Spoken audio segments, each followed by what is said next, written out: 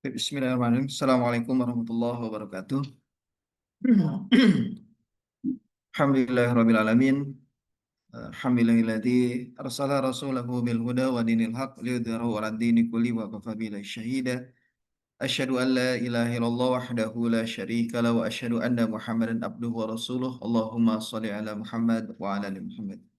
Alhamdulillah di pagi yang sejuk ini insyaallah Allah berikan rahmat kepada kita semua sebaik-baiknya nikmat atau rahmat yang diberikan kepada kita semaksimal mungkin kita bisa gunakan dalam rangka kebaikan. Salawat dan salam tercurahkan kepada Nabi Yuna Muhammad Sallallahu Alaihi Wasallam, juga pada keluarganya, para sahabat-sahabatnya, dan juga kepada para penerusnya, dan semoga kita termasuk daripada umat yang kelak mendapat syafaat di yaumul qiyamah. Baik, Fatihillah rahimakumullah, insyaallah dilanjutkan pembahasan tentang Sirah Nabawiyah. Sebelumnya kita buka dulu dengan kalimatul basmalah. Bismillahirrahmanirrahim. Eh, saya skip di bagian kemarin sudah di terakhir apa? Ada yang masih ingat?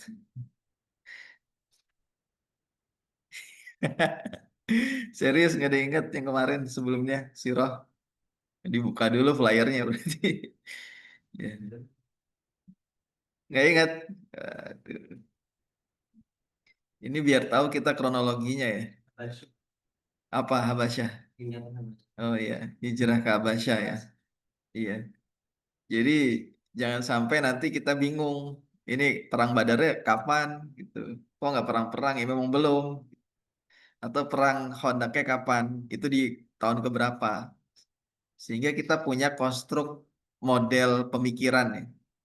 Konstruk pemikiran dari kajian siroh ataupun kronologi siroh agar kita paham di mana dan bagaimana posisi Rasulullah SAW. Tuh, jadi nggak apa ya, nggak bingung nanti. Kenapa Rasulullah kok nggak melawan? Kenapa di saat dizolimi oleh Quraisy kok nggak melawan? Tapi kenapa nanti ada perang Badar? Nah itu harus dipahami. Gitu. Jangan sampai nanti kita kebingungan ditanya sama orang gitu. Sebenarnya jihad itu menyerang atau bertahan. Nah, kayak gitu. Sehingga nanti kita bisa mengambil ibroh dari situ, kemudian kita bisa realisasikan, kita ambil saripatinya, kemudian kita gunakan dalam kegiatan di kampus atau di lembaga-lembaga dakwah lainnya, ataupun di masyarakat seperti itu. Sehingga kita punya qudwah hasanah, ya sebenar-benar qudwah hasanah seperti ini. Polanya, kemudian gerakannya, sehingga nggak tiba-tiba nanti bikin ini. Kenapa? Ya karena enak aja bikin ini, bukan kayak gitu gitu. Tiba-tiba nanti bikin daurah. Kenapa nggak ada alasannya? Ya udah kayaknya butuh daurah nih. Karena hanya alasannya karena kayaknya enaknya gitu. Sehingga kita punya wacana, punya pola, punya alur strategi bagaimana Rasulullah SAW itu menjalankan dalam tanda kutip ya, menjalankan organisasi dakwah gitu. Enggak enaknya atau kayaknya enaknya begini, kayak enaknya enggak. Rasulullah punya strategi, punya cara. Sehingga ketika nanti ya sedikit mengulang ya, ketika awal-awal turun wahyu, kemudian apa yang dilakukan Rasulullah, kemudian contoh misalnya teman-teman ketika awal-awal menjadi pengurus BEM atau pengurus LDK atau pengurus apapun, apa yang dilakukan? Kan kayak gitu. Jadi harusnya begitu. Jadi nggak tiba-tiba bikin program, enaknya begini, enaknya begitu. Gitu. Rasulullah punya program, namun programnya terencana. Gitu. Dan targetnya adalah berhasil, bukan hanya melaksanakan program kerja, bukan hanya melaksanakan, kayaknya enakan bikin kajian muslimah tentang jilbab deh. Kenapa? Ya enak aja. Nggak kayak gitu. Nggak kayak gitu. Bukan bukan tidak berpahala bukan, tapi kita punya source, punya sumber daya, bahkan menghabiskan dana. Kalau dananya itu tanda kutip ya, dananya terbuang sia-sia tanpa hasil, ya pada akhirnya kita nggak juga akan memetik hasil. Iya tetap dapat pahala tetap, tapi kita nggak dapat hasil dari dana, tenaga, pikiran yang kita keluarkan. Nah Rasulullah SAW nggak kayak gitu, sunnahnya nggak kayak gitu. Jadi kalau sekarang ngomongin sunnah, sunnah, sunnah, Ya sunahnya nggak kayak gitu, nggak hanya melaksanakan program kerja, nggak melaksanakan, pokoknya yang penting ngadain kegiatan, ada kegiatan enggak. Tapi ada step dan ada tahapannya, sehingga nanti ujung-ujungnya itu berhasil. Gitu. Ya teman-teman misalnya di apa teman healing, ada program harusnya, ada strategi-strategi. Teman-teman di amal, teman-teman di posi dan segala macamnya, ada strategi-strategi. Sehingga kita basisnya ini yang sering saya tekankan di sini ya di LHC, basisnya adalah pemikiran. Berpikir dulu sebelum bertindak, menganalisa, nyari sebab-sebab, kemudian mencari apa namanya riset dan seterusnya. Tuh. Nah ini kita sudah masuk di pemboikotan. Jadi dari ini tahun ke-6 ya, tahun ke-6 Hijriah. Tahun ke-6 kenabian. Bukan Hijriah. Jadi dari dakwah terbatas, Rasulullah SAW menerima wahyu, dakwah terbatas, kemudian nanti bikin halaqah di rumah Al-Arqam bin Al-Bil Arqam, kemudian nanti eh, mulai apa namanya gejolak, mulai dakwah terbuka, terang-terangan, kemudian nanti terjadi gejolak, Rasulullah punya strategi menghijrahkan sebagian dari kaum muslimin ke Habasyah sebagai bagian dari perlindungan ya, menjaga aset-aset dakwah. Kemudian nanti eh, termasuk Umar dan Hamzah masuk Islam, saya skip ya. Karena ini sebelum ini ada sebenarnya Umar dan Hamzah masuk Islam, tapi saya skip karena keterbatasan jadwal ya. Kemudian baru nanti para orang-orang Quraisy mulai gelisah dengan gerakan Rasulullah SAW. Ya bisa jadi ini juga mungkin teman-teman di kampus ya mulai gelisah dengan gerakan kita gitu, artinya gelisah ini kok orang pada ngaji semua gitu kan, yang nggak suka Islam pasti gelisah, sehingga dilakukan pemboikotan tuh, teman-teman nggak boleh ngadain kegiatan di kampus, nggak boleh bikin kajian, kan bisa jadi artinya di situ poin-poinnya gitu. Nah kita masuk ke materi pemboikotan pendukung dakwah. Ada setelah ini peristiwa-peristiwa yang seharusnya kalau kita baca itu akan sangat berkaitan gitu. Yang mengubah pendekatan dakwah Rasulullah SAW yang tadinya dakwah terbatas, kemudian terbuka, kemudian nanti mulai menghijrahkan sebagian ke Habasyah dan juga nanti eh, mulai mencari tempat baru. Jadi kalau teman-teman di kampus sudah nggak nyaman, artinya nggak nyaman berorganisasi di boykot, ya cari tempat baru, markas baru, silahkan gitu. Ya kita nggak bisa bikin konfrontasi secara apa namanya terbuka. Nggak mungkin kan teman-teman nanti perang lawan dekanat itu kan, tawuran gitu gara-gara itu, nggak, harusnya dihindari. Apa aktivis dakwah nggak kayak gitu harusnya. Silakanlah kalau teman-teman yang kiri ya, artinya orang-orang yang tidak tertarbiyah atau tidak tercelup dengan dakwah melakukan tindakan-tindakan anarkis, silahkan. Tapi aktivis dakwah nggak boleh kayak gitu. Caranya nggak bisa, nggak diperkenankan kayak gitu. Toh mereka juga Muslim, artinya teman-teman yang apa para dosen yang di dekanat juga Muslim gitu kan. Jadi harus ada cara. Dan ini cara yang dilakukan oleh Rasulullah SAW, mencari tempat baru untuk bernaung dalam dakwah itu gitu gitu. Jadi termasuk nanti setelah ini ada peristiwa wafatnya orang-orang yang dicintai ya, Amul Husn, apa Bunda Khadijah itu kan wafat, kemudian Abu Thalib itu wafat gitu, kemudian termasuk juga nanti mulai mencari tempat ya ke Taif. Nah ini peristiwa Taif ada di mana gitu kan, kita harus paham di mana peristiwa Taif itu, ketika Rasulullah dilempari oleh penduduk Taif, kemudian nanti malaikat menawarkan apa, malaikat gunung ya menawarkan, saya lemparin gunung aja ke penduduk Taif kan gitu. Itu kan kisahnya viral ya, artinya sudah masyhur di kalangan kita. Namun kita kadang nggak tahu itu di mana. Dalam kronologi sirah itu kadang kita nggak tahu itu di mana. Gitu. Rasulullah pemaaf kok, dilempari nggak apa-apa. Gitu. Nah itu ada di mana tuh posisinya?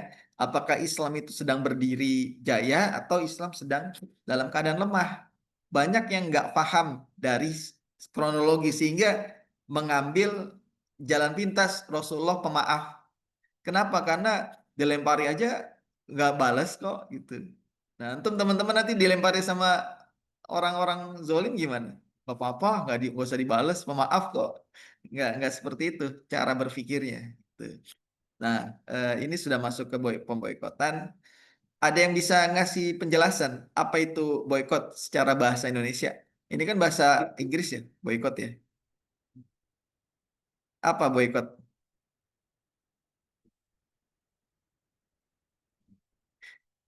Secara bahasa Indonesia, Hah? Boykot. Apa boykot? Antum boykot produk Israel aja.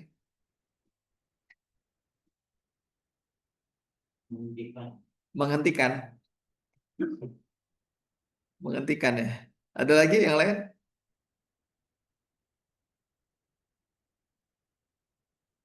Biar paham ya, biar nggak bingung. Apa? Memutus, memutus, menghentikan, apalagi. Ya, biar kita dapat ya, dapat feel-nya nih apa sih di boykot gitu. Emang susah bahasa Indonesia ya. Yang nggak ada yang kuliah bahasa Indonesia ya. Nggak ada ya. Susah emang bahasa Indonesia itu kadang terbatas. Embargo, embargo ya benar ya. Embargo juga bahasa Inggris kayak gitu. Pencekalan. Ya nanti dicari ya padanan kata boykot. Nggak tahu kalau boykot itu sudah masuk KBBI belum ya. Nah, kenapa orang-orang Quraisy itu memboikot Rasulullah? Ini sebab-sebabnya ya. Pertama adalah perkembangan dakwah Islam dan pertumbuhan jumlah kaum muslimin yang semakin bertambah banyak. Memang secara bahasa pemboikotan itu sepertinya langkah gagahnya Quraisy. Artinya nanti Rasulullah SAW dan pendukung dakwah itu diboikot. Nanti ada isi perjanjian-perjanjiannya apa ya boikot. Karena memang merasa mereka superior gitu, merasa hebat sehingga mampu mengucilkan lah, pengucilan ya. Ya, bisa tuh pengucilan. Pengucilan sebagian apa pendukung dakwah dan juga Rasulullah ya, termasuk Rasulullah kaum muslim dan pendukung apa. Namun kalau itu sepertinya kita bisa membaca kalau membaca sirahnya hanya sekilas. Tapi kalau lebih dalam lagi, sebenarnya ini langkah gagal Quraisy. Kenapa? Karena udah nggak ada lagi cara Quraisy untuk menghentikan dakwah. Jadi makanya diboykot.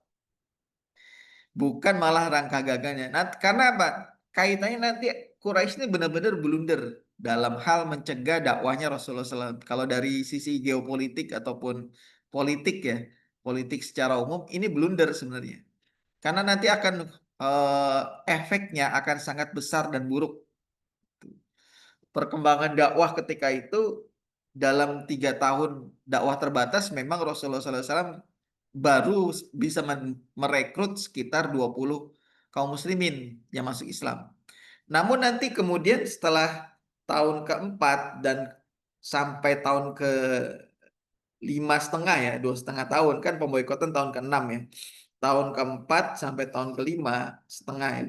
Berarti 1,5 tahun itu berhasil yang hijrah ke Habasyah aja sekitar 100 kaum muslimin.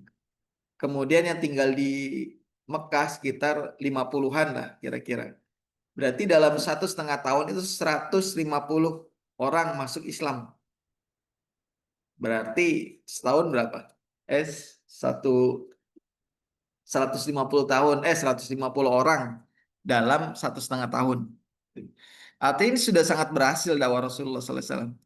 Walaupun secara akumulasi, ada yang tahu penduduk Mekah ketika itu berapa? Sekitar 6.000, ya belum sekian persennya ya. 6.000 sampai 8.000 penduduk Mekah itu belum banyak. Namun sudah mulai melakukan apa terjadi gejolak lah. Lumayan ya 150 orang masuk Islam. Ya, bayangkan kalau antum bisa merekrut anggota Unila ya, maksudnya mahasiswa Unila itu masuk LDK ya kan 150 orang itu misalnya atau berapalah 100 orang itu ikut FOSI, ikut LDK dan tertarbiyah dengan baik. Itu kan luar biasa bisa digerakkan, bisa menjadi perubahan dalam organisasi ataupun kelembagaan Unila secara umum sebenarnya. Gitu. Nah, ini target Rasulullah dari mulai dakwah terbatas sampai dakwah terbuka itu sudah mulai banyak yang Islam gitu, mesti masuk Islam. Di kampus yang tadinya tidak berjilbab, dalam 1 tahun ada 100 orang yang mengenakan jilbab, itu indikatornya misalnya. Atau yang tadinya tidak pernah sholat berjamaah zuhur dan asar misalnya. Itu menjadi sholat berjamaah sehingga masjid-masjid, musola-musola di kampus itu menjadi penuh ketika azan berkumandang. Itu indikatornya aja, salah satu contoh ya. Walaupun nggak bisa secara general kita pukul rata gitu. Itu contoh. Jadi itu punya target Rasulullah. Nah, teman-teman di kampus punya target ya. Yang di FOSI, yang di LDK. Misalnya target di Fakultas Hukum, Fakultas Pertanian, itu yang sholat berjamaah, sholat zuhur berjamaah itu 5 saf. Eh, Atau 80% masjid musola di kampus itu penuh ketika sholat zuhur dan asar. Itu kan bisa jadi indikator. Walaupun nggak masuk LDK bisa jadi gitu. Syukur-syukur mereka masuk LDK, ikut kajian, ikut halakoh, tertarbiyah dengan secara rutin setiap pekan. Nah, itu indikator-indikator lagi tuh. Nah, itulah yang dilakukan oleh Rasulullah. Target-target itu jelas. Sehingga apa? Sehingga orang-orang Quraisy gusar, gerah. Kemudian berbagai macam cara dilakukan. Mulai ya kita skip pembahasan ketika menawarkan Rasulullah SAW menawarkan apa namanya kekuasaan kepada Rasulullah, menawarkan ke apa menjadi penguasa, itu kan ditawarkan. Kemudian menawarkan agama, makanya turun surat Al-Kafirun kan, sehingga lakum dinukum waliyadin. Nggak apa-apa lah kami beriman kepadamu Muhammad gitu kan, setahun. Tapi kamu nanti beriman kepada Tuhan kami gitu sehari aja. Nggak mau gitu. Sampai segitunya sehingga dilakukan pemboikotan. Karena Rasulullah menolak makanya diboikot gitu. Nah, ini langkah gagal. Karena apa? Sebabnya itu. Pertama adalah dakwah sangat kuat. Yang kedua adalah kegagalan Quraisy atau negosiasi Quraisy di Habasyah. Kita membahas kemarin Habasyah, kemudian ada utusan dari Quraisy yaitu Amr bin As ya, ketika belum masuk Islam diutus untuk menego Raja Najasyi kan kita sudah bahas, namun gagal. Nah, itu membuat gejolak juga di Quraisy. Dan teman-teman tahu, pasca pulang dari Habasyah, Amr bin As ini tadinya adalah negosiator ulung ya. Dia yang paling pertama ditunjuk tuh Amr bin As untuk menjadi negosiator ulung. Tapi pasca pulang dari Habasyah, namanya nggak ada lagi. Artinya dia gimana ya? Pada akhirnya insecure ya. Kemudian eh, apa mengurung diri karena dia gagal dinilai apa namanya merasa gagal dinilai gagal setelah itu nggak keluar lagi tuh sehingga dia ngumpet aja.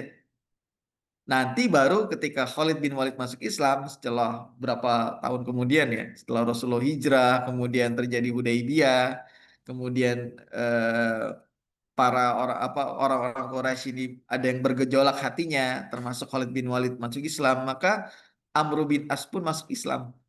Baru lagi itu muncul namanya di situ. Sebelumnya nggak ada muncul-muncul nama beliau. Jazakallah khair. Nah, kemudian yang ketiga adalah karena faktor Umar dan Hamzah masuk Islam. Nah, ini juga luar biasa, walaupun nggak saya jelaskan ya secara detail Umar dan Hamzah masuk Islam. Tapi memang inilah yang membuat orang-orang Quraisy semakin gelisah. Islam berkembang dengan luar biasa, kemudian mereka gagal negosiasi, kemudian ditambah sebelumnya adalah dan Hamzah masuk Islam. Ada peristiwa-peristiwa yang membedakan ketika Umar belum Islam dengan Umar setelah Islam. Ketika Umar masuk Islam, maka dakwah terbatas itu udah nggak ada lagi tuh, nggak ada lagi rumah Al-Arqam dipakai buat halakoh nggak. Jadi mulai kaum muslimin di Mekah ketika itu mulai merasa ada power nih, ada dukungan. Sehingga mulai menunjukkan keislamannya. Sebagian sahabat tuh mulai menunjukkan keislamannya. Karena apa? Karena ada backup Umar.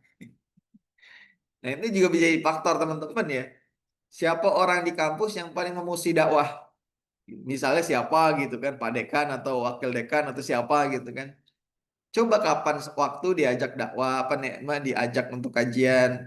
Bisa jadi hidayah itu muncul, kemudian justru malah mendukung dakwah. Gitu. Nah ini contohnya Umar. Umar tadinya kan mau bunuh Rasulullah, bahkan menyiksa para sahabat, menyiksa budak-budaknya. Gitu kan, yang orang mau hijrah ke Abbasya aja disiksa dulu. Gitu kan, kemarin kan udah ada kisahnya. Tapi ketika dakwah itu mulai menyentuh hatinya Umar dengan cara yang ajaib, ya bukan nggak bisa menjadi suatu mustahil. Bahkan sebelumnya budaknya Umar kan bilang ya, Umar nggak bakal masuk Islam sampai apa? Sampai keledainya Umar masuk Islam. Artinya saking mustahilnya tuh Umar masuk Islam. Jadi jangan kita bayangkan ini orang memusuhi Islam di kampus, gitu kan, dia punya kekuasaan tapi musuhin Islam, musuhi dakwah, musuhin LDK. Ya bisa jadi cara kita belum maksimal untuk mengajak, untuk menjelaskan tentang dakwah kepada beliau ini. Bisa jadi cara yang lain belum dipakai tuh. Sehingga apa? Kita nggak bisa musuhin orang yang memusuhi dakwah di kampus karena bisa jadi dakwah itu belum masuk ke mereka-mereka. Cara yang lain pakai gitu, pakai cara yang lain.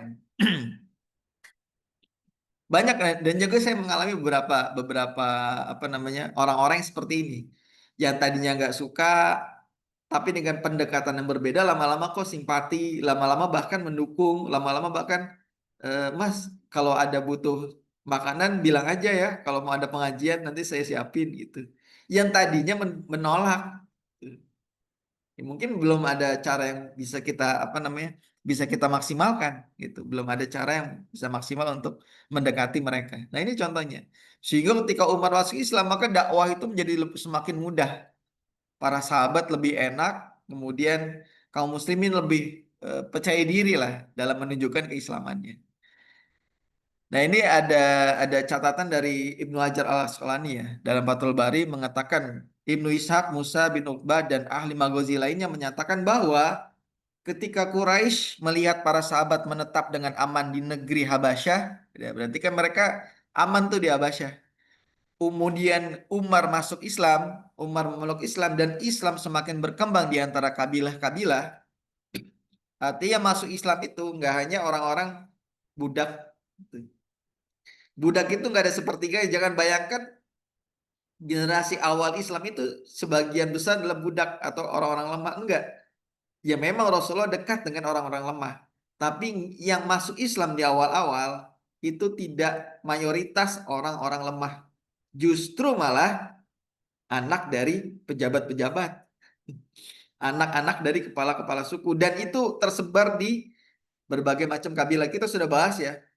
Waktu kita membahas generasi As-Sabiqul Awwalun. Itu anak-anak siapa tuh mereka? Cobalah teman-teman di LDK itu. Itu rekrut itu anak-anak orang kaya gitu kan, masuk LDK gitu. Saya sering bilang gitu loh. Kenapa? Karena akan lebih mudah untuk dakwah ketika mereka itu masuk dalam kegiatan LDK dibandingkan orang-orang yang dalam tanda kutip dari sisi ekonominya lemah. Ya itu memang juga bagian dari rekrutmen. Tapi ada prioritas-prioritas coba sekali-kali gitu kan. Sehingga apa? Saya sering bilang kalau nggak ada yang daurah nggak bisa bingung-bingung, pakai aja villa bapak saya. Ini nggak ada konsumsinya, nggak apa-apa nanti saya tanggung konsumsinya. Gitu. Kan enak kayak gitu ya. Nah ini mereka. Jadi Umar masuk Islam kemudian berkembang di antara kabilah-kabilah. Maka apa Quraisy sepakat untuk membunuh Rasulullah SAW. Karena udah negosiasi udah nggak berlaku, kemudian segala macamnya. Nah, tahu hal itu, pamannya Rasulullah yang juga belum masuk Islam dan sampai wafatnya tidak masuk Islam, Abu Thalib, itu ngumpulin tuh kabilah Bani Hashim, baninya Abu Thalib ya, dan juga Bani Al-Muthalib, bani dari pamannya Abu Thalib gitu. Lalu mereka menarik Rasulullah SAW ke dalam Siem atau kawasan eksklusif. Jadi ya Abu Thalib ini tanah gitu kan, punya tempat yang nggak bisa dimasuki orang-orang lain. Nah, daripada Rasulullah terancam dan juga harus butuh pengawalan, ya lebih baik ya udah kita mengungsi di suatu tempat yang nggak jauh dari Mekah, nggak masih di sekitaran kota Mekah. Nah, itu mereka melindungi beliau melindungi dari pihak-pihak yang ingin membunuhnya dan meminta janji kepada Bani Hashim dan Bani Al-Muthalib walaupun mereka belum masuk Islam. Walaupun mereka belum masuk Islam itu untuk siap melindungi Rasulullah. Jadi yang diboykot itu oleh Quraisy bukan hanya kaum muslimin, tapi orang-orang yang belum masuk Islam namun melindungi Rasulullah SAW. Khususnya dari Bani Hashim dan Bani Al-Muthalib. Itu kira-kira. Nah, kemudian sasaran boykot apa? Target pemboikotan adalah pendukung Nabi SAW yang terdiri dari dua kelompok, ya. Eh, jadi jangan dianggap hanya kaum muslimin. Yang pertama adalah keluarga Rasulullah SAW yang mendukung dakwah. Karena asobiyah, ingat ya, lagi-lagi asobiyah berlaku. Saya sering menyampaikan Quraisy itu punya budaya asobiyah, punya budaya kesukuan. Kalau anggota keluarganya itu dizolimi, entah benar, entah salah, itu, maka satu keluarga itu wajib membela keluarganya itu, anggota keluarganya. Mau benar, mau salah itu asobiyah. Kayak partai ya sekarang. Mau benar, mau salah, pokoknya dibela aja gitu. Ya, gitu ya. Masalah benar salah belakangan yang penting dibela. Mirip-mirip lah, walaupun bukan dari bani ya, artinya dari keturunan. Kalau partai kan ya walaupun partai sekarang juga ketua-ketuanya juga keturunan sih. Ya, anak ketua partai pasti jadi ketua partai nanti. Kira-kira begitu. Nah, yaitu Bani Hashim dan Bani Al-Muthalib yang mendukung dakwah. Yang kedua, targetnya adalah para sahabat Rasulullah yang mendukung karena sudah masuk Islam. Jadi ada kaum muslimin di dalam Syi'ib itu, ada orang-orang yang belum masuk Islam namun mendukung Rasulullah SAW. Kok bisa? Ya itu bisa karena faktor asabiyah.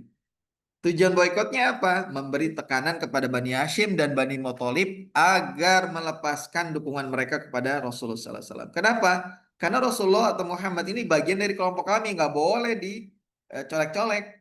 Walaupun kami juga nggak ikut eh, akidahnya Muhammad gitu.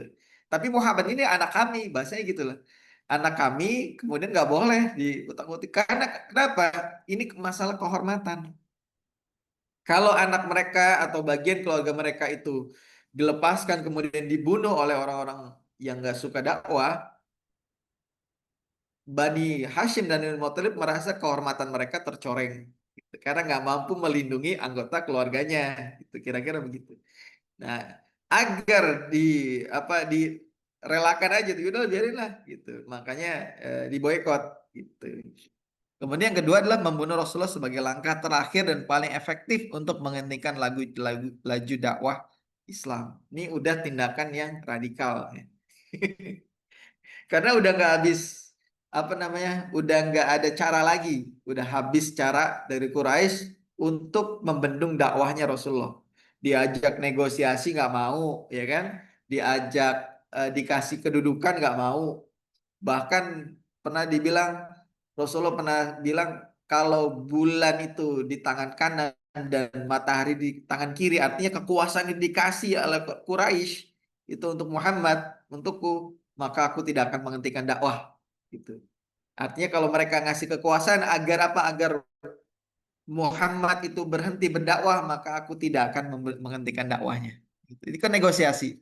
Kemudian nego juga ke Abu Thalib ya sebagai pamannya itu untuk ya udahlah tolong hentiin tuh paman apa keponakan kamu gitu, jangan dakwah terus, nggak bisa juga. Akhirnya apa ya, targetnya cara pintas aja, bunuh aja. Ya, kalau udah dibunuh kan udah selesai itu dakwah. Nah itu sasarannya begitu, sasaran dari apa orang-orang Quraisy. Nah, bagaimana proses pemboikotannya? Tentu Quraisy bikin sidang dulu tuh. Rapat dulu lah. Iya, Quraisy saja mau bikin keburukan rapat ya. Artinya dirancang dulu dengan sebaik-baiknya, nggak asal gas-gas aja gitu kan. Artinya untuk keburukan aja mereka merancang dengan sebaik-baiknya, apalagi kita harusnya ya, yang untuk kebaikan harusnya benar-benar target dan juga sasarannya itu dibicarakan, dirapatkan dulu agar eh, kegiatan itu berhasil. Nah, Quraisy itu bikin rapat sidang untuk menyepakati itu pasal-pasal apa yang akan dikenakan kepada para pendukung dakwah, pendukung Rasulullah SAW. Ya tentunya rapatnya di Darun Nadwa dengan mengumpulkan berbagai ketua-ketua atau kepala-kepala suku dan utusannya. Kemudian apa? Mereka membubuhkan kesepakatan tersebut dalam tulisan. Ingat, Quraisy itu bangsa atau kaum ketika itu ya, kaum yang ummiyun, orang-orang yang tidak mengenal baca tulis. Dari 6.000 sampai 8.000 orang Quraisy itu yang bisa baca tulis itu nggak nyampe 100. Karena apa? Karena bukan menjadi apa namanya kelebihan ketika itu baca tulis. Ya Rasulullah aja ubi kan nggak bisa baca tulis dan banyak gitu. Ya, pengecualian kepada beberapa sahabat seperti Umar bin Khattab, kemudian nanti di Madinah ada eh, Zaid bin Sabit yang memang bisa baca tulis. Tapi sebagian besar Quraisy dan juga termasuk kaum Muslim itu nggak bisa baca tulis. Nah, karena saking sakralnya ini ya, sakralnya kemudian saking apa namanya pentingnya eh, perjanjian ataupun kesepakatan ini, maka mereka tulis tuh. Mereka tulis dengan sebaik-baiknya. Ya, riwayat sih menyebutkan menulis di atas apa kulit ya, kulit unta atau apa gitu ya. Ya memang sudah di apa dibersihkan gitu. Kemudian menempelkan di dinding dalam Ka'bah. Kenapa di dalam? Kenapa nggak di luar? Gitu. Kalau di luar itu bisa kotor, bisa apa? Di dalam. Gitu. Karena ini untuk mengesankan ketegasan dan kesakralan pemboikotan. Ini serius loh, bukan main-main loh. Gitu. Aturan ini benar-benar serius loh, makanya mereka taruh di dalam Ka'bah. Ka'bah yang baru dibangun oleh Quraisy itu kan ketika Rasulullah SAW itu usia 25 kan ya, baru direnovasi Ka'bah. Mereka buat tuh nggak seperti Ka'bah pada aslinya. Ka'bah aslinya tuh nggak kotak sebenarnya aslinya kan, kita udah bahas tuh. Ada kotak kemudian ada melengkung sebenarnya. Aslinya Ka'bah dari Nabi Ibrahim. Tapi mereka buat itu kotak. Kenapa? Karena kekurangan dana untuk membangun yang melengkungnya itu. Kemudian pintunya yang tadinya pintunya itu bisa dimasuki dengan mudah kayak pintu LAC nih. Itu dibuat tinggi pintunya sampai sekarang. Itu peninggalan Quraisy. Kenapa? Karena Ka'bah ini menurut mereka adalah sakral. Nggak semua orang bisa masuk. Jadi pintunya kalau teman-teman lihat pintu LAC kayak gini, itu pintunya itu di atas kayak jendela ya, cuma di atas lagi tuh. Sampai sekarang karena saking sakralnya. Kenapa? Karena untuk mengesankan hanya orang-orang tertentu aja yang bisa masuk ke dalam Ka'bah. Dan itu biasanya mengundang kepala-kepala suku atau utusan-utusan dari berbagai macam negeri gitu. Ini biar apa? Biar hebat-hebatan nih. Yang bisa masuk Ka'bah adalah orang hebat. Terkesan seperti itu Quraisy jahiliyah itu. Makanya kalau dulu ada presiden ya yang bisa masuk ke dalam Ka'bah itu sudah biasa aja karena itu peninggalan jahiliyah gitu. Nggak spesial sebenarnya bisa masuk ke dalam Ka'bah karena itu peninggalan Quraisy. Kenapa Rasulullah nggak rubah? Ya buat apa juga? Nggak terlalu penting juga merubah.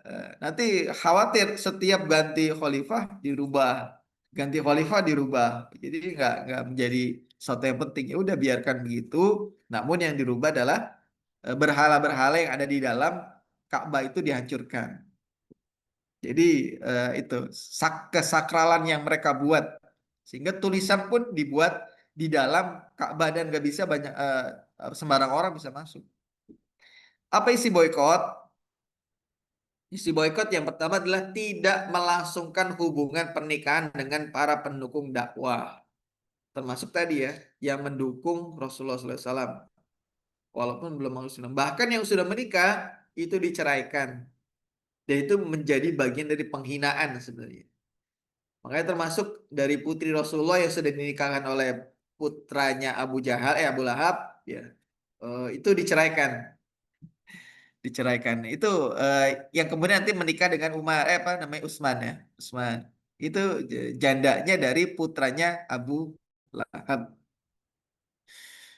Kemudian tidak melakukan tindakan jual beli barang apapun dan tidak membenarkan cara apapun bagi mereka untuk mendapatkan bantuan logistik. Jadi benar-benar di boykot tuh. Ya kayak Palestina sekarang ya. Kira-kira begitulah ya. Kira-kira gitu. Kemudian ya jadi artinya apa? Yang orang yang di dalam Syiib itu nggak boleh bertransaksi keluar dan orang luar baik itu orang Mekah ataupun yang orang dari luar Mekah nanti kan musim haji tuh. Itu nggak boleh berdagang dengan mereka. Ya mereka sebenarnya kan punya mitra-mitra dagang. Bani Hashim apalagi tuh. Mitra dagangnya dari Syam, dari Yaman. Itu nggak bisa bertransaksi. Tuh. Kemudian tidak menerima opsi perdamaian dan tidak menaruh belas kasihan dalam bentuk apapun. Jadi nggak boleh kasihan, nggak boleh simpati. Ya dunia kan dibuat gitu ya oleh Israel ya. Ini mirip-mirip lah sebenarnya Palestina. Gitu. Diboykot. Jadi di di Gaza itu kan kalau ke utara itu nanti ketemu laut, ke selatan ketemu Israel, ke barat itu ketemu Mesir, ya kan? Israel tuh apa namanya selatan dan timur gitu. Wilayah yang mereka klaim ya sebagai wilayah mereka. Itu sehingga diboykot.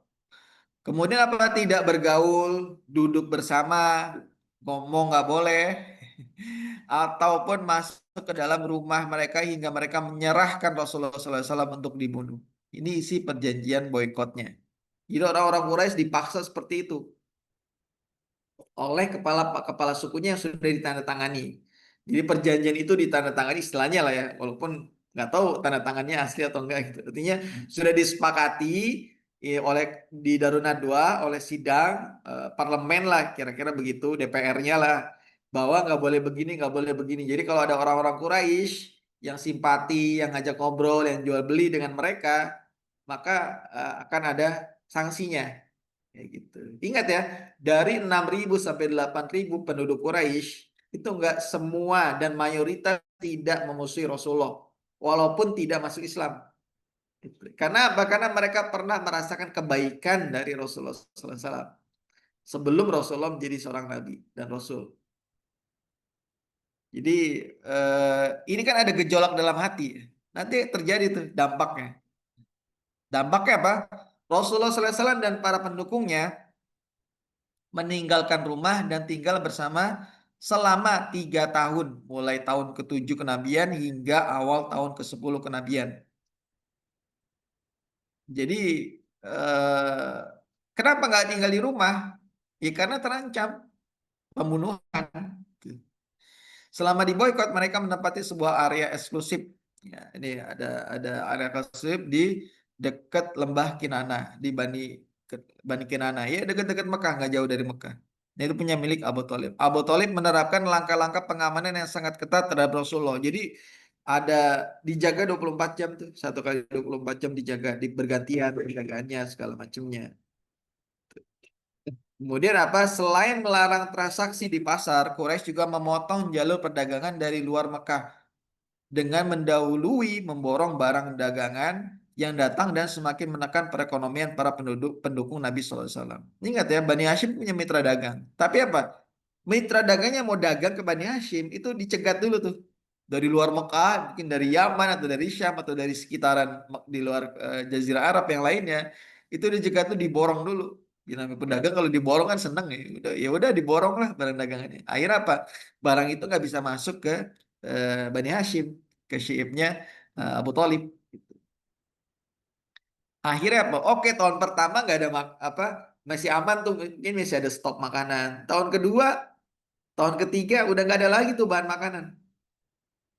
Bahkan dikisahkan para sahabat dan juga pendukung dakwah itu makan dedaunan, ya, makan pohon-pohon yang tumbuh. Dan jangan dibayangkan daun-daunnya kayak daun singkong ya. Daun apa itu kates gitu yang bisa enak dilalap gitu. Bikin pecel mah jadi gitu kan. Bas. Tapi daunnya ya teman-teman tahu lah di gurun daunnya apa gitu aja. Daun kaktus yang sekali-kali cobalah punya daun kaktus itu. Yang banyak durinya. Itu kalau mau tapak tilas tuh, tapak tilas pemboikotan. Kemudian para pendukung Nabi SAW bertahan meski harus kehilangan banyak hal ekonomi dan sosial. Mereka juga kehabisan logistik hingga harus makan daun, kulit, dan makanan yang tidak layak lainnya ya tadi ya. Kemudian Quraisy melakukan patroli di sekitar Syib untuk menghalangi setiap upaya yang dilakukan pihak tertentu yang hendak memberi bantuan kepada pendukung Nabi SAW. Ini ada orang-orang yang masih simpati, termasuk Hakim bin Hizam. Siapa Hakim bin Hizam? Saya sering menyebutkan nama ini nih. Nanti di akhir dia Fatu Mekah dia masuk Islam. Siapa masih ingat Hakim bin Nizam? Ya, buka chat GPT. Hakim bin Nizam ini keponakannya Bunda Khadijah. Ya. Hakim bin Nizam ini yang menghadiahkan budak Zaid bin Harisah kepada Bunda Khadijah. Dia pengusaha kaya raya, Hakim bin Nizam. Pengusaha kaya raya gitu. Nah dia, ya dia namanya keponakan Bunda Khadijah, bibinya itu lagi diboykot kan, dia mau nyelundupkan makanan lah, gitu kan.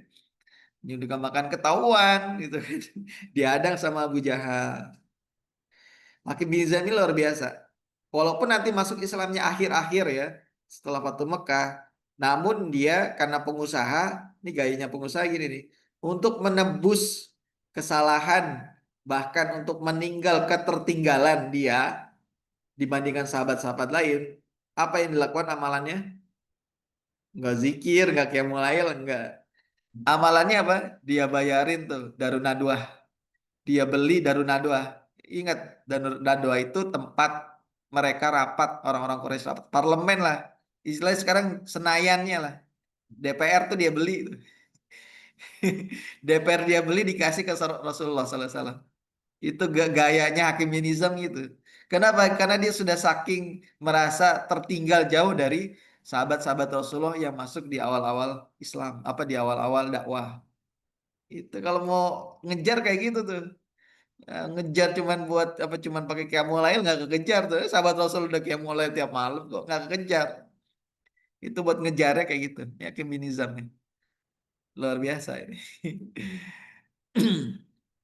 Nah, bagaimana proses boykot berakhir? Setelah 3 tahun ya, singkatnya 3 tahun ya berlaku boykot. Tadinya tuh mau selamanya sampai Rasulullah SAW itu ya kalau nggak dibunuh ya meninggal secara perlahan lah kira-kira begitu. Namun apa? Setelah 3 tahun boykotan berjalan terjadi perpecahan di kalangan elit Quraisy. Sama kayak sekarang, PBB kan pecah. Yang sekarang dukung dulu ya. Kayaknya teman-teman belum lahir. Dulu serius, saya ikutin berita Palestina itu sejak dulu. Dulu isu Palestina itu nggak jadi isu internasional. Artinya apa? Yang dukung kemerdekaan Palestina cuman beberapa negara dulu ya. Ya, termasuk Indonesia ya. Dan beberapa negara-negara Arab Saudi, kemudian lainnya, negara-negara bahkan nggak mendukung.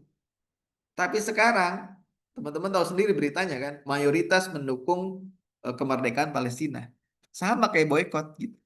Boykotan ya gitu. Terjadi perpecahan di kalangan elit Quraisy. Perpecahan ini merupakan dampak logis dari boykot yang mereka lakukan. Kenapa? Karena di dalamnya terjadi kezoliman. Mereka juga punya hati nurani. Walaupun kafir, mereka punya hati. Gitu. Artinya sisi kemanusiaan itu nggak bisa ditutupi. Gitu. Sisi kemanusiaan nggak bisa ditutupi. Termasuk juga kekerabatannya. Bayangkan orang teman kita main dulu, teman kita dagang dulu kok diboykot, dizolimi, gitu kan nggak bisa. Simpati lah. Gitu. Pada akhirnya apa? Nanti ada beberapa orang-orang Quraisy, tokoh-tokoh bahkan bukan orang-orang biasa. Kalau Hakim Hizam kan ya lapis kedua atau ketiga dari Bani Asad. Tapi yang lainnya, tokoh-tokohnya itu juga simpati, bahkan mulai menyelundupkan makanan. Gitu. Pemboikotan selama 3 tahun tersebut menjadi tontonan memalukan bagi Quraisy. Ingat, musim haji kan orang-orang datang tuh ke Quraisy. Apa namanya ke Mekah. Ngeliat tuh ada kampung kok, ada bayi, ada apa, nggak kurang makan, kan jadi nggak enak lah gitu. Bayangkan kalau kita ya di Labuan Ratu inilah ada satu RT yang semuanya itu nggak bisa ngakses makan, dilihat sama orang-orang lain tuh dari luar kan nggak enak kelihatannya, kayak gitu. Nah ini menjadi tontonan yang memalukan, mencoreng nama Quraisy. Jadi termasuk ya ini orang-orang Quraisy kok jadi kejam gini ya. Padahal ini terjadi di kota suci loh, kota Mekah gitu kan. Jadi kejam gini kenapa sih gitu. Termasuk juga yang ketiga adalah kecaman keras dari Abu Thalib bikin puisi dia.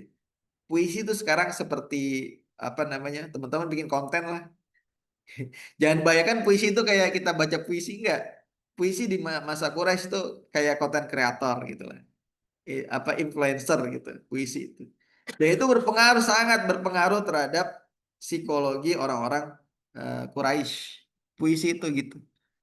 Bahkan kalau apa namanya fisik itu dengan perang, maka kalau kontra fisik itu dengan peperangan dengan pedang, maka kontra psikologi, kontra itu dengan puisi caranya gitu.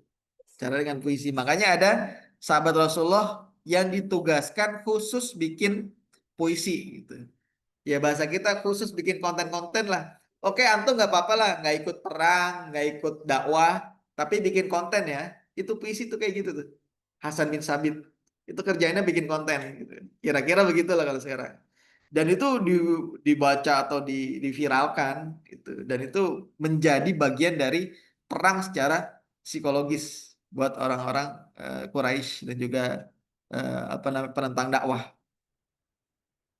Nah itu, jadi mulai terpecah belah.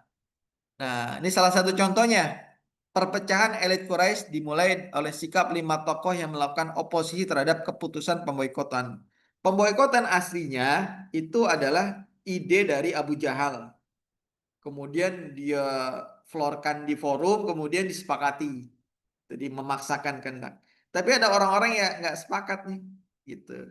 Hisham bin Amr gitu kan dari Bani Amr, Zuhair bin Umayyah dan seterusnya, Mut'im bin Adi. Nanti mereka ini tokoh-tokoh ini walaupun nggak masuk Islam, kayaknya semuanya nggak masuk Islam. Iya, saya nggak tahu Abdul Bakhtari kayaknya masuk Islam. Mut'im bin Adi enggak, Zuhair juga enggak, Hisham juga enggak, Zam'ah juga enggak. Walaupun mereka nggak muslim tapi menjadi pendukung dakwah, pendukung dakwah. Mut'im bin Adi ini yang akan memberikan suaka nanti kepada Rasulullah SAW ketika diusir dari Taif. Ini yang nolong Mut'im bin Adi. Dia nggak masuk Islam. Nah mereka musyawarah tuh. Ya sing apa panjangnya ada di hadis tuh. Mereka nggak suka. Kemudian kalau saya sendiri nggak cukup.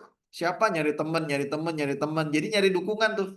Kemudian berorganisir. Kemudian setelah itu ya diambil aja. Ambil. Nah, setelah itu bermusyawarah, mereka menyatakan keberatan dan menuntut agar pemboikotan itu diakhiri.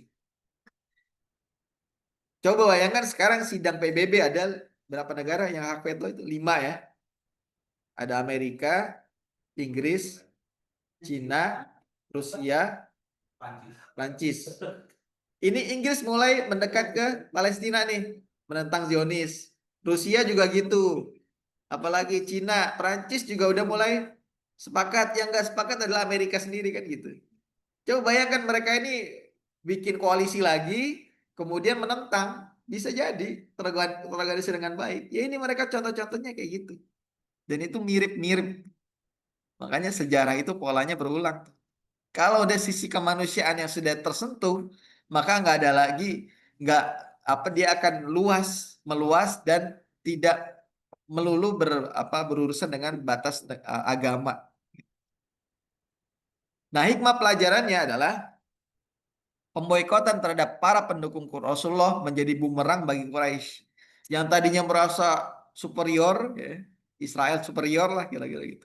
Akhirnya apa? Jadi bumerang. Yang tadinya mendukung Israel jadi nggak simpati ke Israel, orang-orang kafir ini kan, Inggris dan teman-temannya gitu kan.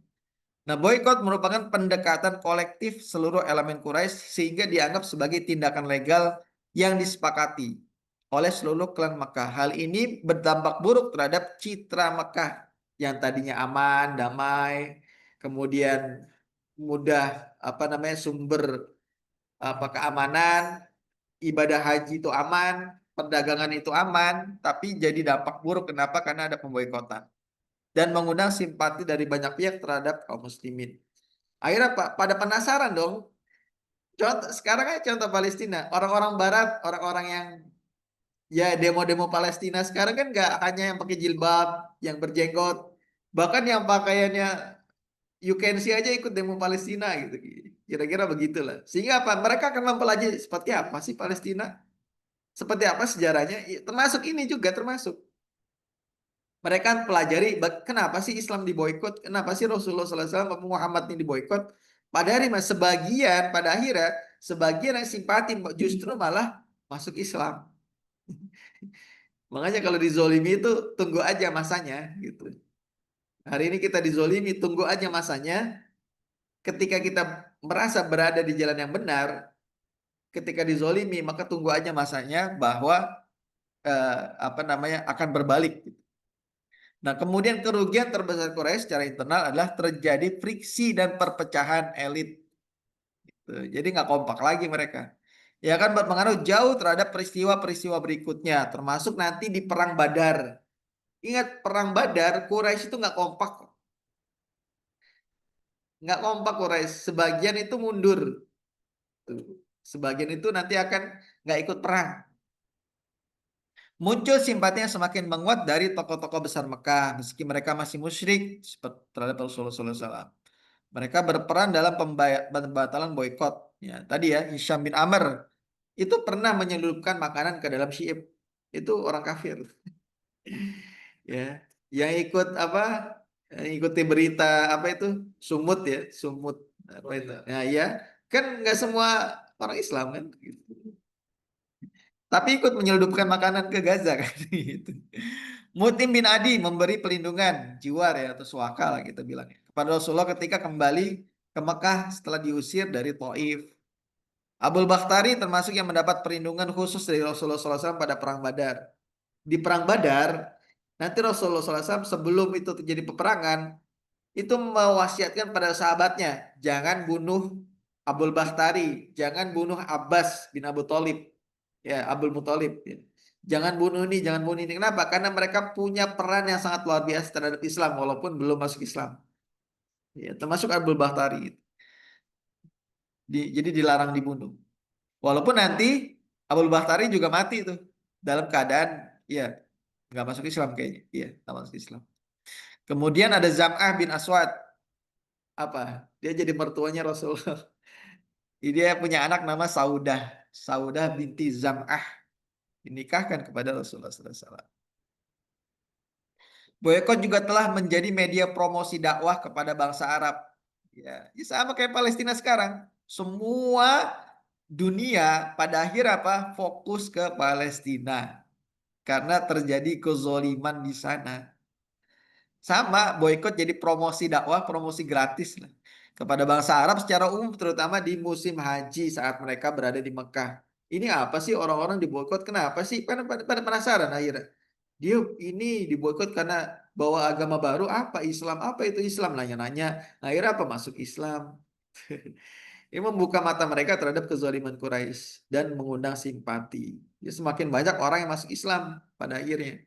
Abu Zal Ghifari dari Ghifar, kemudian Tufal Adausi dari Daus dari Yaman dan seterusnya. Selama 3 tahun diboykot, kaum muslimin mendapat kesempatan lebih banyak dan untuk menerima tempaan pendidikan langsung dari Rasulullah SAW. Jadi nggak ada gangguan pada akhirnya. Ya apa? 3 tahun atau 3 tahun itu mondok kiainya itu Rasulullah SAW. Itu aja. Tempatnya di sini-sini aja nggak kemana-mana karena kalau keluar udah nggak bisa. Akhirnya apa? Ilmu itu lebih mudah terserap. Kalau sebelum diboykot kan mereka kemana-kemana kan. Mau liko lama ya, mau kajian ausilam telat gitu kan ya. Coba bayangkan kalau atomnya tinggal di sini, gitu kan? Ya kan langsung mulai kan gas kayak gitulah contohnya gitu. Iya, nggak apa-apa ngeritik sedikit. Menjadi wahana ilmu pendidikan yang sangat berharga bagi para sahabat. Tokoh-tokoh besar para sahabat yang menjadi pilar-pilar kebesaran Islam itu kemudian hari banyak lahir dari periode sulit ini. Ya. Abu Bakar, Umar, Utsman, Ali, Sa'ad, dan lain sebagainya. Utbah bin Ghazwan dan seterusnya. Jadi tokoh-tokohnya itu rata-rata lahir dari penyintas, ya, penyintas boykot. Rasulullah SAW menunjukkan kematangan strategi dalam menghadapi boykot yang sangat berat itu.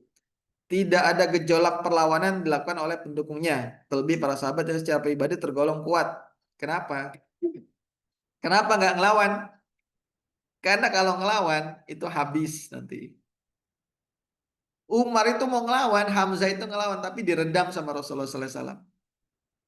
Nah itu strategi. Ini strategi, nggak bisa kita lawan. Kenapa? Karena yang kita hadapi ini sosok yang sangat besar ketika itu. Walaupun nanti rapuh, biarkan mereka kayak doanya siapa tuh? Abdullah Syafi'i ya. Allahumma sholli ala Muhammad wa agribi zolimin bizolimin. Hancurkanlah orang zolim dengan orang zolim. Gitu. Biarin aja mereka hancur dengan kaumnya sendiri, gitu aja. Nah kita fokus aja nih ngebangun dulu 3 tahun, liko ya tiap hari. Itu bayangin kalau liko seminggu sekali aja. Oke, ini tiap hari liko sama Rasulullah Sallallahu Alaihi Wasallam. Murabinya langsung Rasulullah. Gimana nggak jadi tuh orang-orang itu kan? Gitu. Ya, akhirnya pada jadi tokoh 3 tahun liko tiap hari 1 kali 24 jam 7 kali seminggu. Nah itu ini sudah masuk ke, nah ini masih banyak lagi. Kita cuman bahas boykot ya. Ini Taif dan seterusnya. Wallahu a'lam bishawab. Silakan kalau ada yang didiskusikan. Ya, padahal. Terus bagaimana caranya mereka bertahan hidup dari kondisi sosial?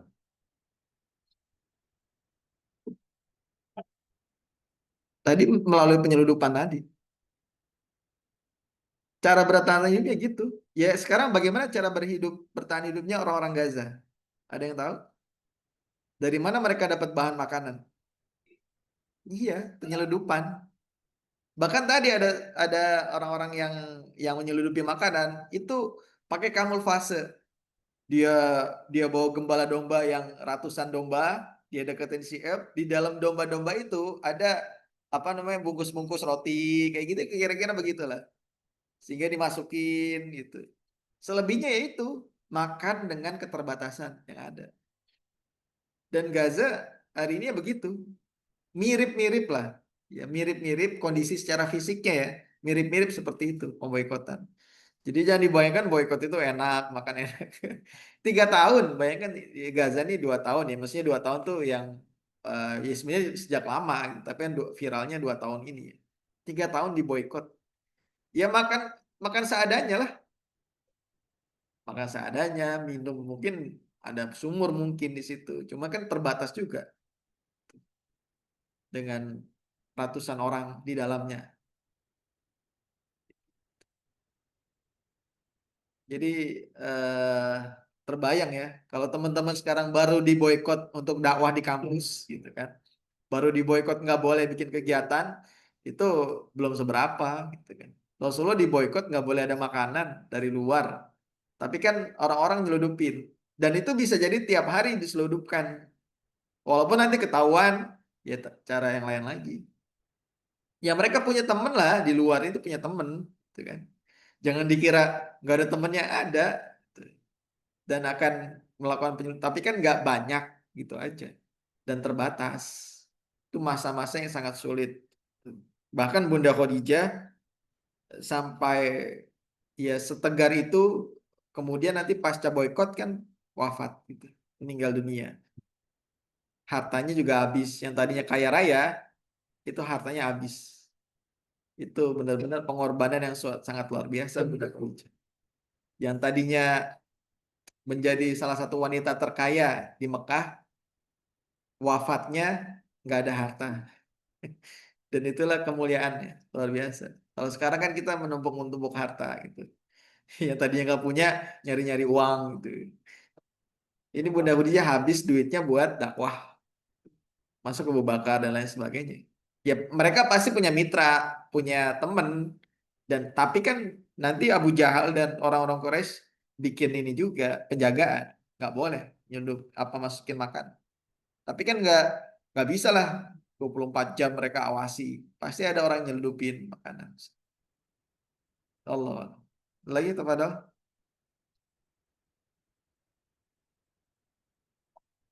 ya udah mau jam 7, 15 menit lagi. Boleh gitu. Ya. Terus tadi Hakim bin Hizam itu kan beli Daruna 2 ya. Nah itu beli itu tuh maksudnya dibayar cok. Nah, gitu. Maksudnya efeknya itu dari pembelian itu tuh apa? Ya tadinya kan itu tanah milik siapa gitu kan? Tanah milik mungkin tanah milik ya itu kan namanya jual beli ya. Ya pada akhirnya nanti milik Rasulullah SAW dan juga Islam. Jadi Daruna 2 itu nanti pindah selain itu. Apa tuh apa Ya nggak ada lagi lah. nggak ada lagi? Yang ada lagi kan kadang nggak ada Quraisy lagi. Maksudnya nggak ada asobiah lagi, kesukuan lagi. Sistemnya udah berubah. Ketika Fatu Mekah berubah. Kan Islam itu mengakui hak kepemilikan. Ya termasuk pembangunan Masjid Nabawi. Ya ketika Rasulullah hijrah, itu kan nanti masjid dulu yang dibangun ya, Masjid Nabawi.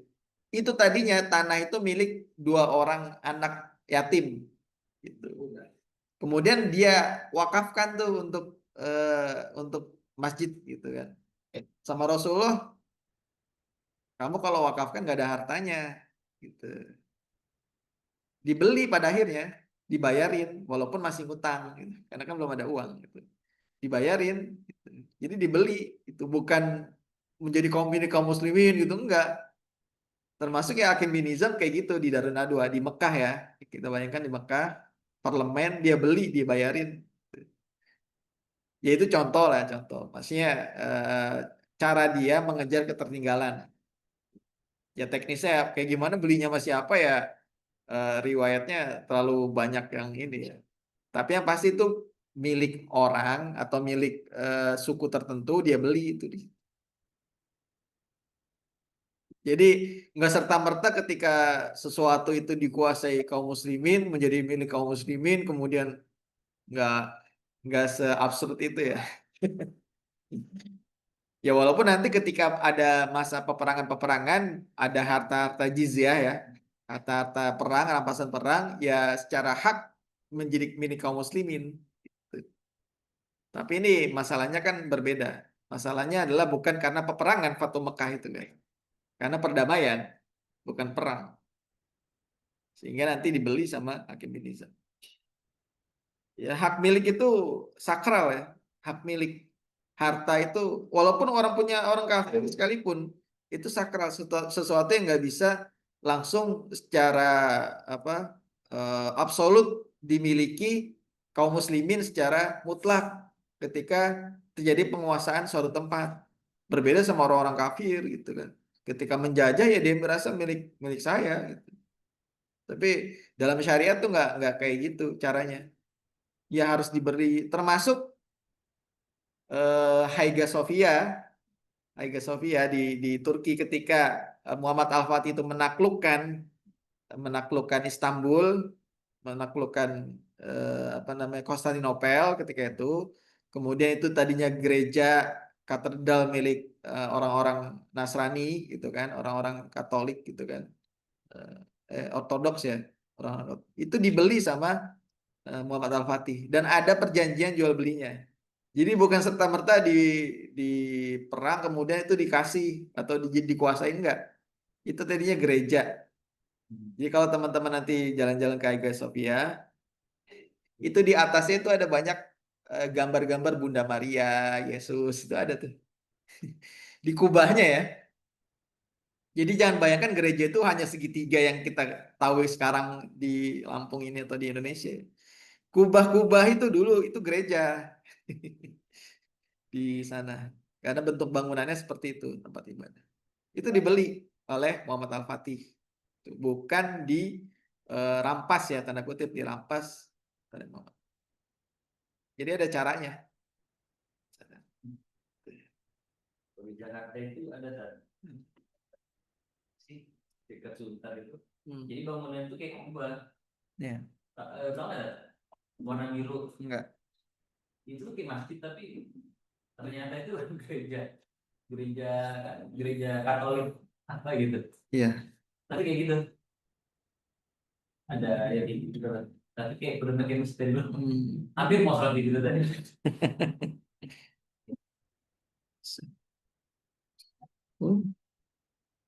Udah kan? Nah itu dari pihak yang dibuat itu ada usaha apa gitu sampai ada perjalanan antara elit atau cuma diam pun gua aja gitu. Nggak ada usaha apa-apa.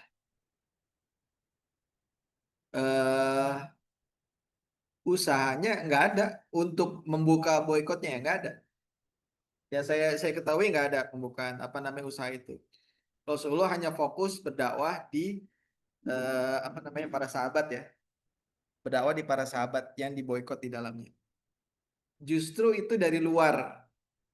Usaha untuk menggagalkan boykot itu perpecahan dari mereka sendiri. Ya, karena nggak bisa diajak ngomong aja nggak boleh kan? Ngajak ngomong aja nggak boleh. Gimana usaha Rasulullah SAW dan para sahabat? Bahkan saking saking apa menjaga keamanan ya, setiap malam Rasulullah itu ganti-ganti tenda, artinya ganti-ganti tempat menginap, saking ininya pengamanannya. Bahkan Rasulullah di maghrib apa di ibadah isya nanti masuk ke tenda, misalnya tenda satu, nanti jam sekian itu nanti pindah ke tenda yang lainnya sebagai bagian dari pengamanan, khawatir dibunuh oleh orang-orang Quraisy. Usahanya seperti itu, sampai seperti itunya usahanya. Gitu. Sehingga untuk usaha untuk melepaskan boykot atau protes itu nggak ada. Dan tidak ada konfrontasi sekalipun. Artinya untuk demo gitu nggak dilakukan oleh Rasulullah. Karena apa? Rasulullah sadar posisi kaum muslimin sedang terjepit, nggak bisa untuk melakukan usaha-usaha aksi demo seterusnya. Kalau ada konfrontasi dikhawatirkan justru malah membuat Quraisy semakin kejam dan kemudian melakukan eh, apa pelegalan untuk melakukan pembunuhan. Ya mungkin jangan dibayangkan sekarang Hamas ini kok perang ya, itu kan punya kekuatan dia dan punya apa namanya memahami kondisi dalam dunia hari ini seperti apa gitu. Tapi di Quraisy nggak bisa kayak gitu karena basisnya adalah basis asobiyah. Ketika seseorang itu melakukan perangan atau melakukan apa namanya bahkan pembunuhan ataupun pertikaian terhadap kelompok lain, maka akan melegalkan kelompok lain untuk menyerang kelompok yang melakukan peperangan itu, mengawali peperangan itu. Ya, sehingga dari luar aja usaha untuk menggagalkan boikotnya atau mengakhiri boikotnya. Ya, ada lagi? Ya, silakan. Kan sebagai itu masih kuat sekali. Tapi ada nggak beberapa orang di dalam dari masyarakat yang di luar tadi itu malah yang dimakan pas mama lagi gitu. Kalau nggak karena kamu itu nggak diikut gitu. Itu kan kayak contoh dulu di zaman sekarang insan di kelas ada yang 20 orang yang membantu itu cuma satu. Bos apa kalau ada dosen masuk jangan diikutin kamu gitu. Tapi kan kata orang tua mau kayak mau kita di kelas gitu akhirnya yang nggak ngerti ini tuh nggak ada kelas cuma yang ada itu cuma yang ngerti itu. Nah kira-kira nggak sih di zaman itu walaupun di zaman itu asal itu masih sangat keras. Ya, ya Abu Lahab kan itu. Abu Lahab kan bagian dari Bani Hashim. Tapi dia menyempal dari Bani Hashim. Tuh. Pada akhirnya dia nggak ikut di boykot. Dia nggak masuk ke barisan pembela Rasulullah SAW. Walaupun eh, bagian dari Bani Hashim. Jadi jangan dibayangkan semua Bani Hashim itu melindungi kemudian diboykot, nggak juga. Yang nggak mau ya nggak apa-apa juga. Tapi dia akan dikucilkan dari kabilahnya nanti. Ya, dia akan dikucilkan dari kabilahnya. Bahkan bisa jadi dia lepas dari kabilah Bani Hashim. Tapi setahu saya Abu Jahal nggak lepas dari Bani Hashim. Itu orang bisa melepas dari asobiahnya. Artinya kalau sekarang pindah partai lah gitu. Bisa. Tapi nanti posisi dia misalnya dari Bani Hashim ke Bani apa namanya Bani Makhzum misalnya ya. Walaupun nggak tahu ada contohnya atau enggak misalnya. Dia akan punya posisi paling rendah di Bani Makhzum. Walaupun nanti dia jadi tokoh di Bani Hashim. Nggak kayak partai sekarang gitu. Dia jadi tokoh di partai A, kemudian pindah ke partai B jadi eh, kepala apa namanya kepala ketua partai. Enggak kayak gitu, enggak. Dia nanti statusnya paling rendah. Setelah budak. Budak kemudian dia baru orang-orang dari keturunan asli dari Bani tersebut. Gitu. Tapi kalau setahu saya Abu Lahab yang bagian dari Bani Hashim dia nggak keluar dari Bani Hashim. Tapi dia nggak mau juga menjadi pendukung. Tapi dia menjadi yang minoritas dari Bani Hashim. mayoritas Bani Hashim mendukung Rasulullah SAW. Ini emang sulit digambarkan lah, karena kita budaya di sini nggak kayak gitu ya. Budaya di Indonesia kayak gitu, apalagi kesukuan ya, kesukuan. Suku Jawa. Ke di Quraisy emang benar-benar kental, kesukuan itu benar-benar dijaga. Makanya apa? Kalau teman-teman punya teman dari Arab, dia akan menjaga nasabnya tuh. Dia akan menjaga, dia akan tahu kakeknya siapa, buyutnya siapa, udek-udek, gantung sindur, apa segala macam sampai atas dia tahu. Karena untuk menjaga nasabnya itu. Karena nanti ya memang budaya Arab itu kental seperti itu. Nasab itu. Sekarang teman-teman tahu nggak kakeknya kakek? Nggak tahu kan? Orang Arab tahu. Dia tahu kakeknya dia tuh tahu. Bahkan kakeknya lagi tahu. Karena untuk menjaga budaya itu, ini budaya, bagian dari budaya. Emang kita agak-agak sulit menggambarkan kok kayak gini ya. Emang seperti itu. Makanya faktor asobia munculnya bani-bani, eh, kemudian nanti menikah, kemudian nanti ya patrilineal ya, biasanya tuh cenderung ke bani ayahnya gitu. Kemudian nanti keturunannya setelah apa gitu. Sampai sekarang dijaga budaya itu. Kayak Syihab ya, Najwa Syihab, Quraish Syihab, Alwi Syihab, kan itu keturunan Arab tuh. Walaupun nggak pakai jilbab kan. Apalagi Al-Katiri ya. Banyak sih sekarang marga-marga atau apa nasab-nasab Arab ya. Walaupun bukan Habib ya, bukan Habib, tapi dia akan menjaga keturunan.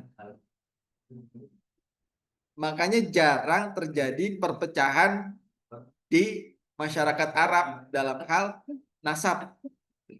Karena dia akan menjaga nasabnya. Itu terjadi sejak sebelum Rasulullah SAW diutus. Menjaga nasab itu. Jadi nggak akan menyalahkan saudaranya yang satu nasab goro-goro lu sih gitu. Enggak kayak gitu. Walaupun dia tuh bajingan sekalipun bahasanya. Ekstrimnya bajingan, dia tuh tukang mabok, munuh orang, tukang apa segala macam, pokoknya jelek, itu tetap dijaga sama keluarganya dan dibela. Tetap dibela, nggak nyalain. Bahkan dia akan membela ketika diserang sama kelompok lain. Misalnya ini pembunuh nih, ini bagian bani kami nih yang membunuh. Kemudian kelompok lain menyerang, maka ini akan membela. Itu budaya Arab gitu, asobianya. Asobianya begitu. Makanya dalam Rasulullah pernah bilang, belalah saudaramu walaupun dia zolim dan dizolimi. Para sahabat bingung, kok gini Rasul? Maksudnya apa? Membela saudara yang oke lah, kalau membela saudara yang zolimi kita bela gitu. Artinya keluarga yang dizolimi. Ini kok keluarga yang dizolim kok apa dia menzolimi kok kita bela? Ini kan gak sesuai dengan Islam. Dulu iya mungkin. Kita jahiliyah kayak gitu tuh. Kita membela keluarga kita yang zolim. Tapi Rasulullah bilang, nah ini perbedaannya dengan Islam. Kita harus membela keluarga kita yang zolim dengan cara apa? Dengan cara memegang tangannya agar dia tidak berbuat zolim.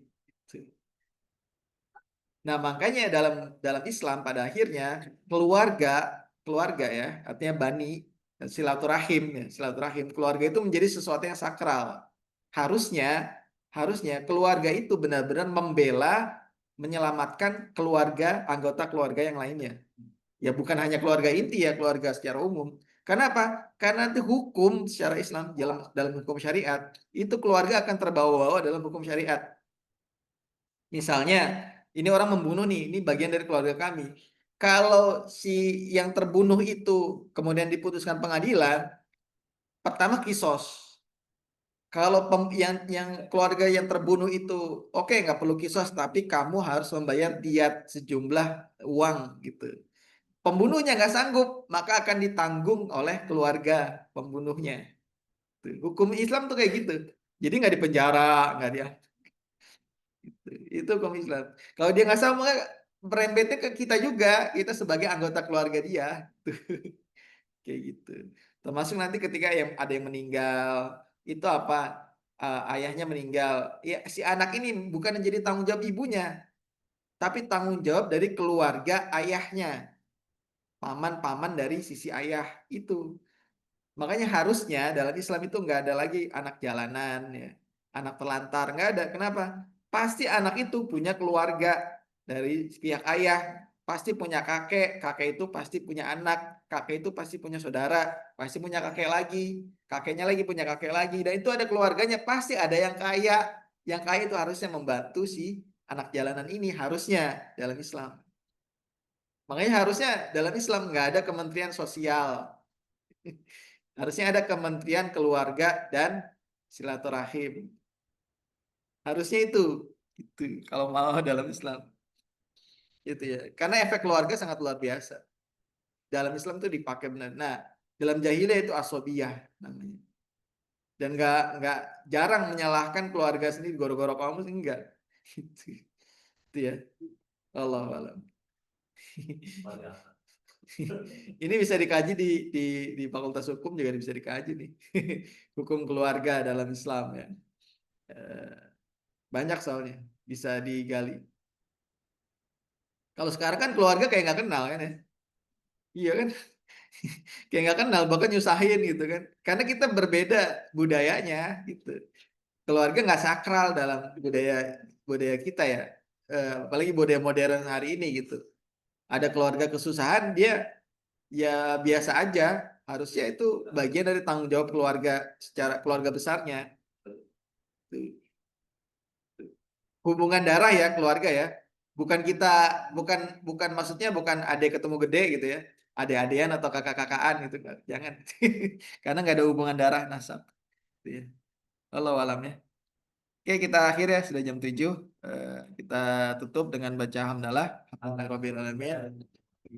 Dan majelis subhanakallahumma wa bihamdika asyhadu an la ilaha illa anta astaghfiruka wa atubu ilaik. Sekian, maaf apabila kesalahan. Assalamualaikum warahmatullahi wabarakatuh.